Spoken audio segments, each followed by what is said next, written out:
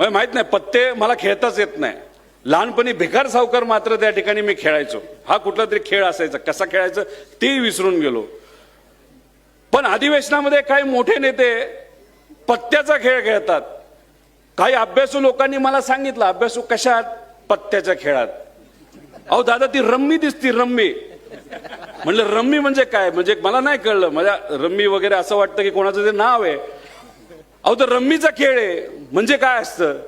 अहो तो खेळ असा असतो की त्याच्यात पैसे लावावे लागतात का काहीतरी आहे. हे मला माहित नव्हतं कसं खेळतात, काय खेळतात. पण जे मंत्री महोदय हा खेळ खेळत होते त्यांना शेतकऱ्याचं हित तर माहिती नाहीच, विभागात काय चाललंय हे तर माहिती नाहीच. पण रम्मीचा खेळ जर खेळायचा असेल मोबाईलवर तर अकाउंट जोडावं लागतं हे मात्र त्यांना तिथं माहिती होतं.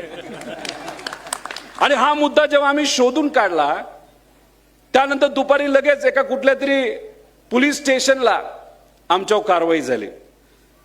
मी तुम्हाला एक सांगतो, आपले जे अध्यक्ष आहेत ना आत्ताचे, ते सामान्य कुटुंबातले कार्यकर्ते आहेत. तिथं कामगार संघटनेमध्ये संघर्षामध्ये प्रामाणिकपणे त्यांनी तिथं कार्य केलं.